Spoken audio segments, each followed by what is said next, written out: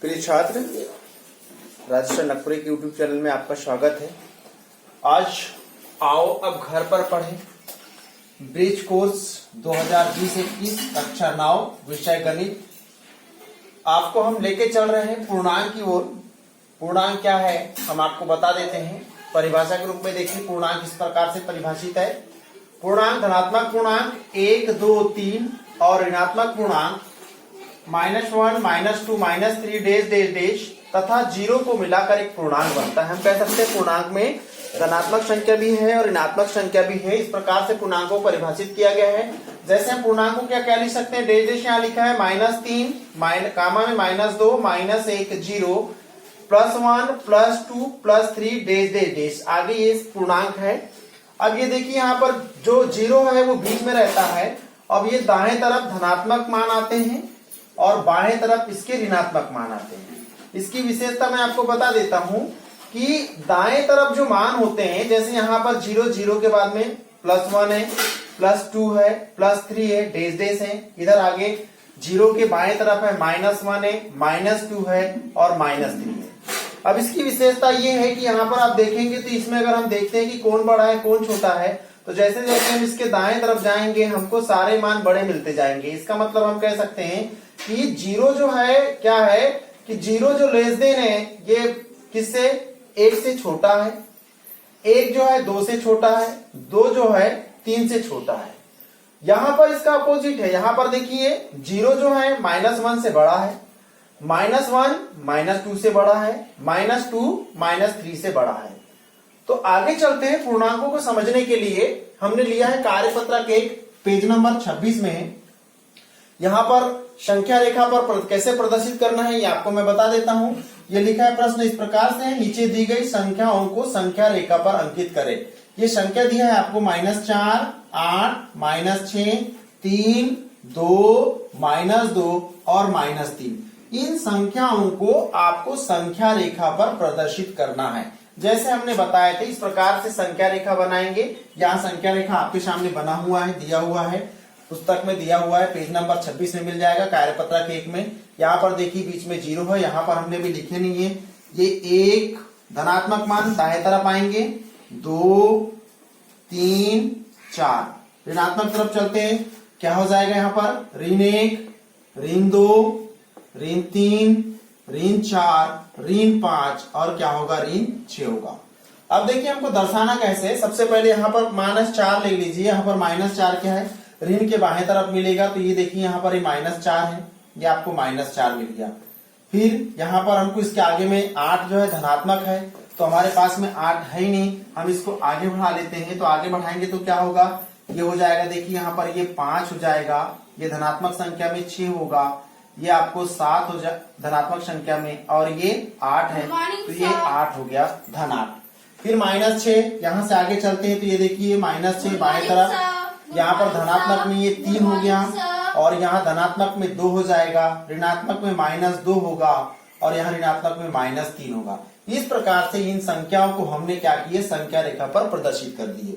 अब आगे चलते हैं कार्यपत्रक 2 में। देखिए पेज नंबर 26 में चल रहे हैं। हमको रिक्त स्थान में ये किसका सिंबल है आपको पता होगा, जो चिन्ह है ये, इसका मुंह अपने तरफ खुल रहा है, इसका मतलब ये बड़ा है। इसका मुंह जो है अपोजिट की ओर खुल रहा है, इसका मतलब ये छोटा है। हम कहते हैं कि ये बड़ा है, ये छोटा का चिन्ह है। प्रयोग करते हुए भरे। हमको रिक्त स्थान को बड़ा छोटा का चिन्ह का प्रयोग करते हुए भरना है। तो हम क्या करेंगे, देखिए यहाँ पर 0 है, इसमें बॉक्स दिया और इसके आगे -3 है। यहाँ पर -40 है, फिर यहाँ बॉक्स दिया है और इसके आगे में -20 है। फिर यहाँ पर -90 है और बॉक्स दिया है और ये 48 है। तो हमको बताना है कि इस बॉक्स में जो है बड़ा का चिन्ह आएगा या छोटा का चिन्ह आएगा। तो आपने देखा होगा 0 के बाद में -3 है, 0 के बाईं ओर है। इसका मतलब क्या होगा कि 0 जो है -3 से क्या होगा, बड़ा होगा, इसका मुंह अपने तरफ खुलेगा। या -40 और -20 आपने देखा हो कि -40 है वो -20 के बाएं तरफ आएगा। संख्या रेखा में हम इधर जाएंगे तो -40 जो है बाद में जो है -20 के बाएं तरफ इधर आएगा। इसका मतलब क्या होगा, -40 जो है -20 से क्या होगा, छोटा होगा। अभी क्लियर है, ये ऋणात्मक संख्या है और ये धनात्मक संख्या है। तो तो हमेशा ऋणात्मक संख्या धनात्मक संख्या से क्या होती है, छोटी होती है। तो क्या हो जाएगा, -90 जो है ये देखो किससे छोटा होगा, 48 से। फिर यहाँ पर -53 दिया है और यहाँ पर दिया है बॉक्स दिया और -5 दिया है। तो हमने आपको बताया थे कि -53 जो है -5 के बाएं तरफ आएगा। इसका मतलब क्या होगा, अगर ये बाएं तरफ आता है तो हम कहेंगे कि ये कैसा होगा, छोटा होगा। कैसा होगा, छोटा होगा। ऐसे ही सेम यहाँ पर देखिए -7 और -1 है।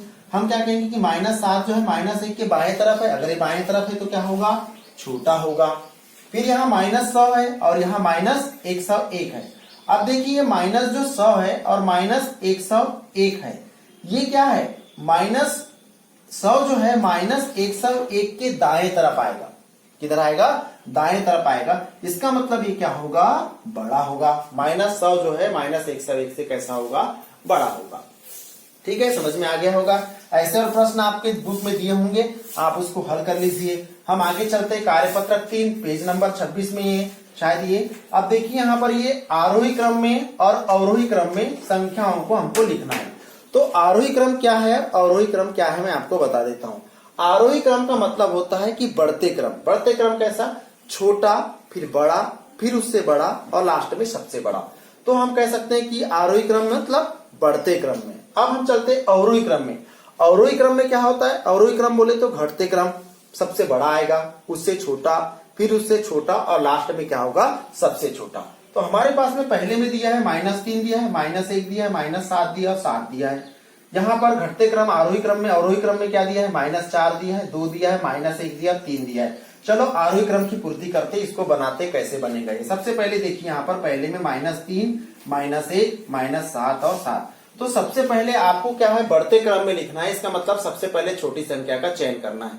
तो ये देखिए यहाँ पर ये ऋण 3 है, ऋण 1 है और ऋण 7 है। तो ऋणात्मक संख्या में सबसे छोटी संख्या क्या है, ऋण 7 है, कामा। उसके बाद क्या है, ऋण 3 है, फिर कामा क्या होगा, ऋण 1 होगा और लास्ट में क्या होगा, 7 होगा। तो ये बढ़ते क्रम में हो गया, ये सबसे छोटी, फिर उससे देखिए उससे छोटी, फिर उससे छोटी और लास्ट में बड़ी संख्या। ये -1, -7, -3, -1 और ये 7।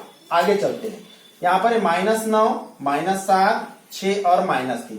इसको भी क्या करना है, हमको आरोही क्रम में बढ़ते क्रम में लिखना है। तो बढ़ते क्रम में लिखेंगे, सबसे छोटी संख्या क्या है, यहाँ पर -9 है, उससे छोटी क्या है, -7 है।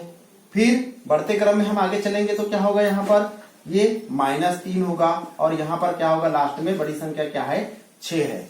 तो -9 जो है -7 से छोटी है, -7 जो है -3 से छोटी है और -3 जो है 3 से 6 से क्या है, छोटी है।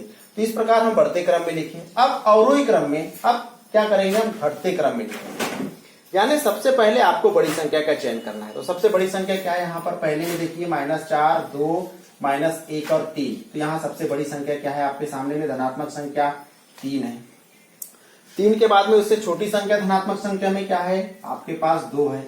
2 से छोटी संख्या में क्या है, यहाँ पर -1 है और इसके बाद में -1 से छोटी संख्या में क्या है, -4 है। तो ये हमने अवरोही क्रम में लिख दी, घटते क्रम में लिख दी। फिर इसको दूसरे को घटते क्रम में लिखेंगे। सबसे पहले बड़ी संख्या देखते हैं, क्या बड़ी संख्या में क्या है, धन 7 है। 7 से हम आगे चलते हैं तो 7 से जो छोटी संख्या ऋणात्मक संख्या में, इन सब में छोटी क्या है, जो है बड़ी कहना चाहिए, -5, -6 और -3। इन तीनों में बड़ी संख्या देख रहे तो है -3 है। फिर -3 के बाद क्या है, ये -5 है और लास्ट में क्या है, -6। तो इस प्रकार से हमने क्या करा, हमने घटते क्रम में इसको लिख दिया। ठीक है, आगे होगा आपको समझ में। अब आगे चलते हम क्या करेंगे, देखिए कि ऐसे आरोही और अवरोही क्रम वाले जो प्रश्न दिए हैं आपके सामने, आप उन सभी को बनाना है। यदि आप मेरे YouTube चैनल में नए हैं तो मेरे चैनल को लाइक कीजिए, सब्सक्राइब कीजिए, कमेंट्स कीजिए और बेल आइकन को क्लिक कीजिए। थैंक्स।